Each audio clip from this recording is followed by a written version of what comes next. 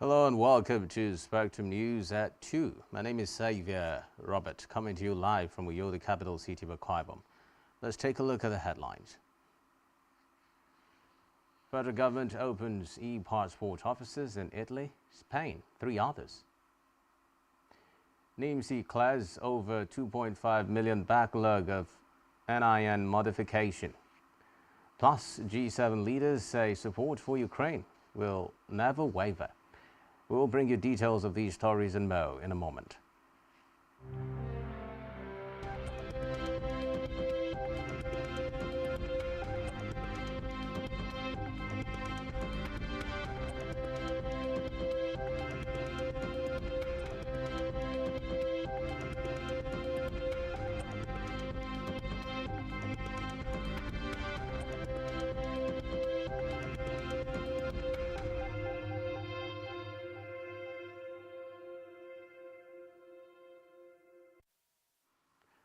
We begin the news this afternoon with Nigeria's leader, President Bola Tinubu, who has approved the appointment of 3 new executive commissioners to serve in the Nigerian Upstream Petroleum Regulatory Commission (NUPRC) and the redeployment of 1 current executive commissioner pending their confirmation by the Senate.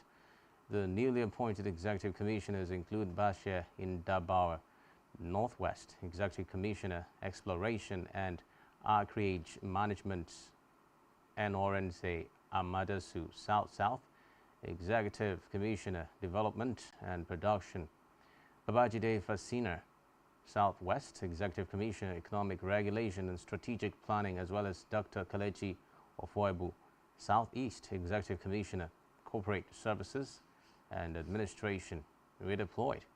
According to the statement signed by the Special Advisor on Media and Publicity to the President, Ajuri Ngelale, the President approved the reshuffling and replacement based on his deeply informed assessment of all factors concerning the sector with a view to establishing a regulatory framework and culture that encourages diligence and rules-based business practice across the industry.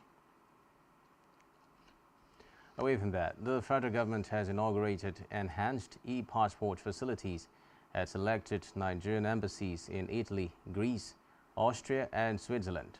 The Minister of Interior, Olubunmi Tunji-Ojo, inaugurated the facilities at the Nigerian embassy in Rome, Italy.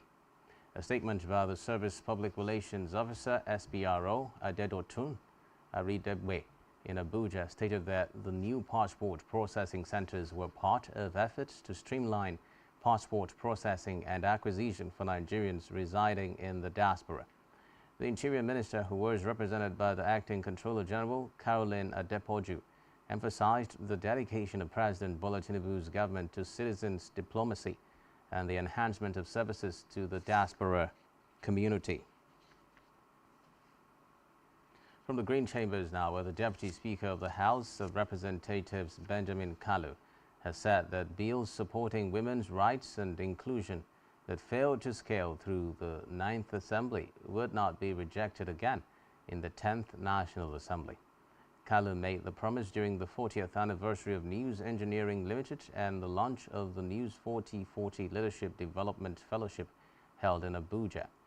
The Deputy Speaker eulogized the current Managing Director and Chief Executive Officer of News Engineering, Josephine Nweze, for her exceptional abilities to lead the company successfully and expressed his commitment to championing the cause of women's rights and empowerment, as well as ensuring their representation in legislative processes. Meanwhile, the House of Representatives has inaugurated its Standing Committee on Basic Education with the aim of meeting the Sustainable Development Goals of the United Nations and the legislative agenda of the 10th National Assembly. The committee is headed by the former Speaker of the Taraba State House of Assembly and a member representing Takum Usa Donga Federal Constituency, Mark Oseni.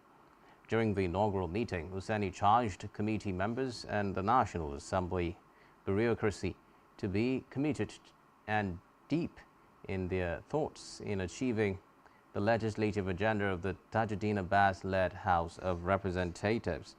The chairman therefore called on committee members to ensure that all hands are on deck for the committee to fulfill its purposes.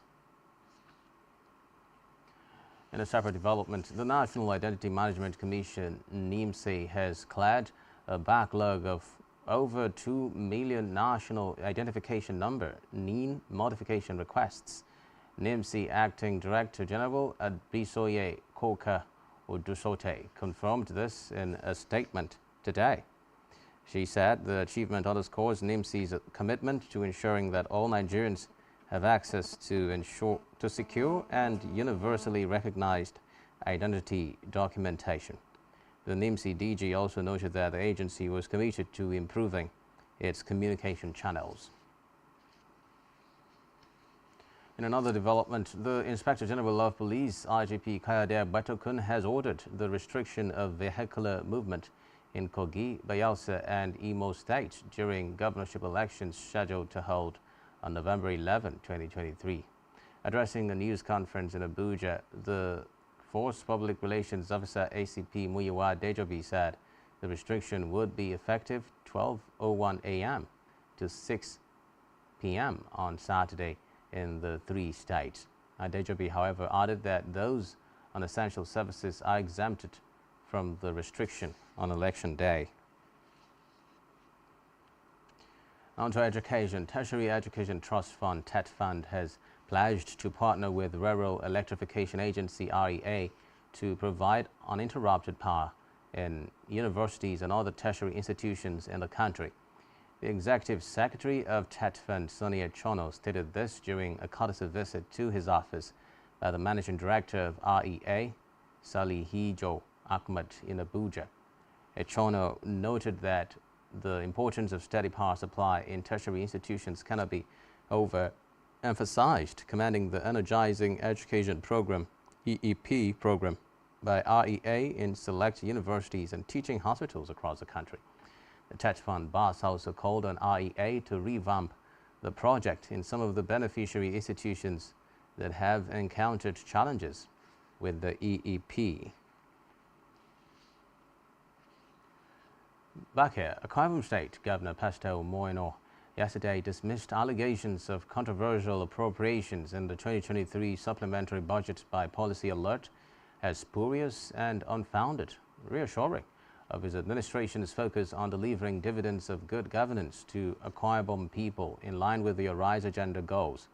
The governor, who was fielding questions from journalists at the Victoria International Airport before departure for an official engagement outside the state, reaffirmed his resolve to pursue the implementation of his development blueprint to justify the mandate of Akwa Ibom people, which he has been entrusted with. The governor, responding to alleged padding in the state government's 150 billion naira supplementary budget in a publication credited to a civil society organization operating in the state, Policy Alert, said the allegations were mere spontaneous expressions lacking basis and targeted at distracting the government, hence not deserving to be dignified with elaborate response. Governor Eno clarified that he has been running government with the old vehicles that were inherited from the previous administration, as he has not purchased any vehicles since assumption of office, stressing that even vehicles for legislators, which he acknowledged as a necessity, were still yet to be provided due to economic inconveniences. Now to Africa, where the British High Commission in Uganda has warned of a growing terror threat in Uganda, including targeting of foreigners, hours after the U.S. Embassy issued a similar alert. And both diplomatic missions warned citizens against attending large gatherings, including worship activities. They also cautioned against participation in music and cultural festivals ahead of the popular Ngege Ngege festival on Thursday and visits to national parks. Reports say Uganda has experienced heightened insecurity in recent months. Still in Africa, Somalia National Disaster Management Agency says death toll from the ongoing flash floods in the country has risen to 29. The agency's head, Mahmoud Mualim, said the flooding has left many people injured and affected an estimated 850,000 others. According to him, 14 people had been confirmed killed in the floods by the United Nations Humanitarian Affairs Agency, OCHA. Recall that earlier this week, Somalia declared an emergency in the most affected states, Jubaland, Hirshabelle Southwest, and Galmudug. On to the foreign scene now. Leaders of the G7 group of countries have insisted that their support for Ukraine will never waver, even amid growing tensions in the Middle East. At a G7 meeting in Japan, the bloc's foreign ministers said they recognize that Russia is prepared for a long war. They reiterated that they would continue to support Kiev economically and militarily. Reports say the group has been at the forefront of sanctions on Moscow since last year's invasion. Still on the foreign scene, Malaysia's leader Anwar Ibrahim has said that his nation will maintain ties with Hamas and will not punish the group. The Prime Minister told Parliament that Malaysians should unanimously back the Palestinians' cause. Reports say Anwar was responding to a proposal by U.S. lawmakers to sanction Hamas's foreign supporters. Still to come in the news. Saudi Pro League champions Al Ittihad sacked former sports boss Nuron Espirito Santo. To stay with us.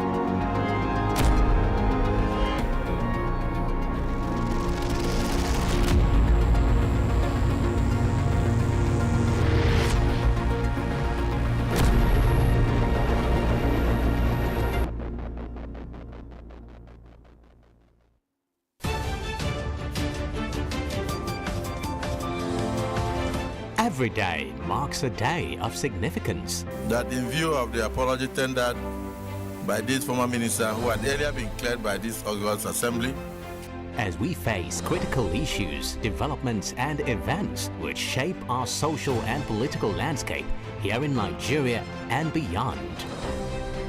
Political Spectrum is a program specially designed to help make sense of all the moving parts of developments and occurrences in our nation's polity and political economy.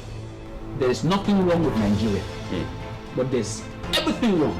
The educational history of public figures holds significance beyond mere biographical details. From executive, legislative and judicial developments at national and subnational levels to international diplomacy and relations.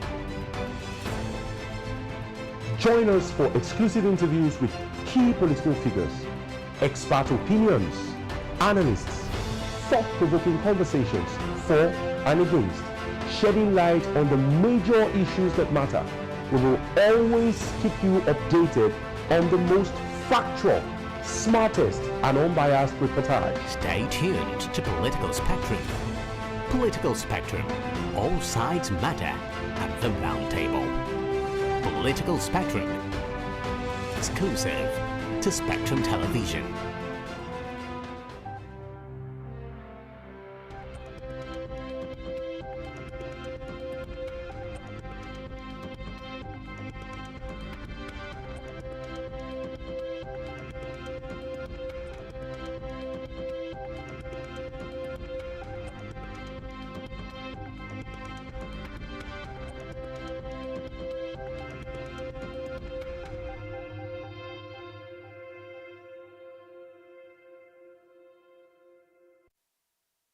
Many thanks for staying tuned. Now in our business news, the federal government has so far saved about 1.45 trillion naira from earnings generated from the removal of subsidy on premium motor spirit, popularly called petrol, between June and September.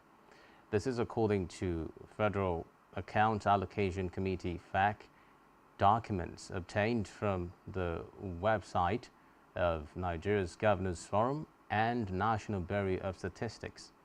The documents show that the funds remitted monthly to the non-oil revenue savings account of the government received the sum of 696.93 billion naira in June, 389.7 billion naira in July, 71 billion naira in August, and 289 billion naira in September.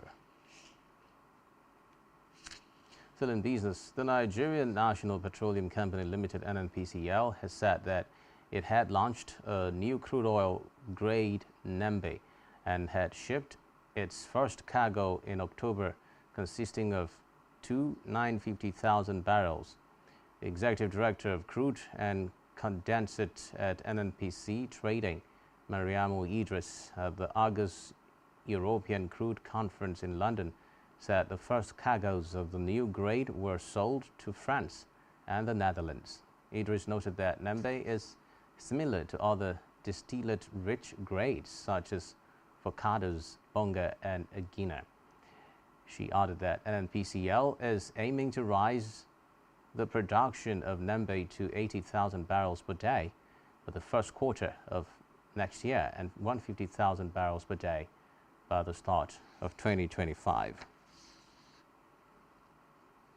Now in health, the House of Representatives Committee on Health Institutions has vowed to reduce the outflow of Nigerians seeking medical care abroad and doctors traveling outside the country to seek greener pastures.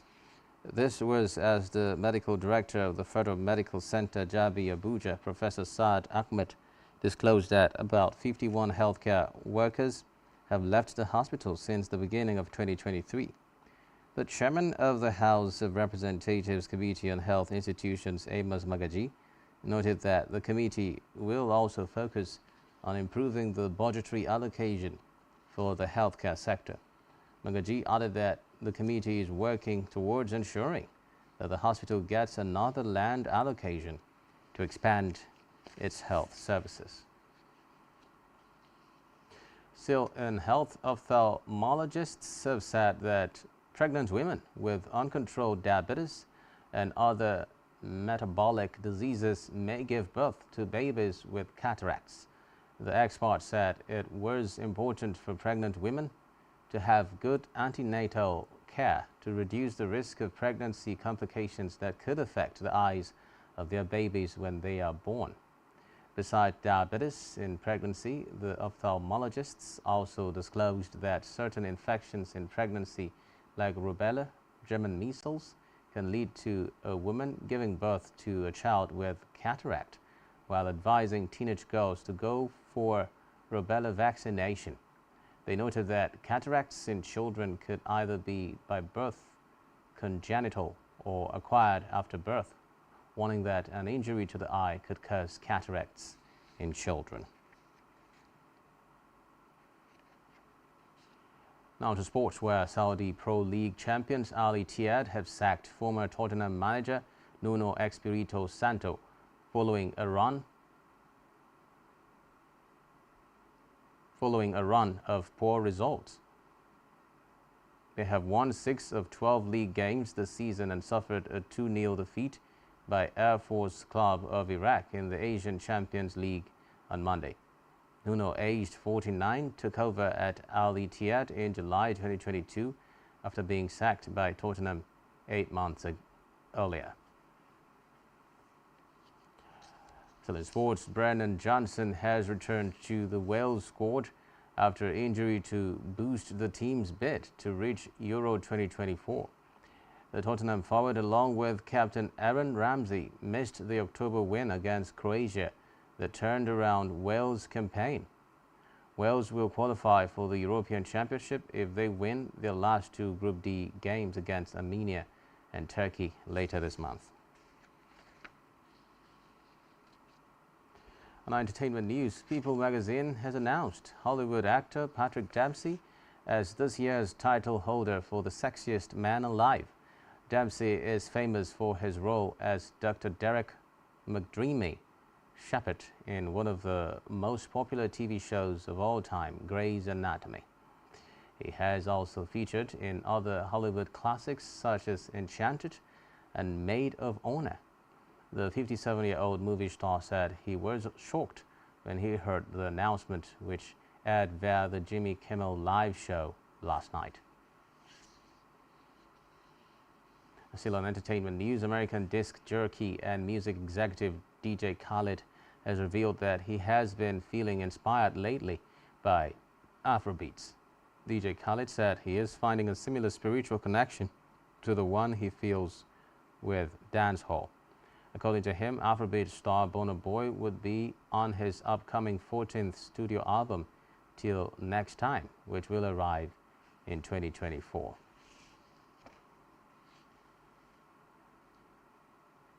And that's all we have for you at this time. Do ensure to follow us on social media and subscribe to our YouTube channel, all of which you can find on our website, SpectrumTv live.ng. You've been watching Spectrum News at 2. My name is Xavier Robert. Bye for now.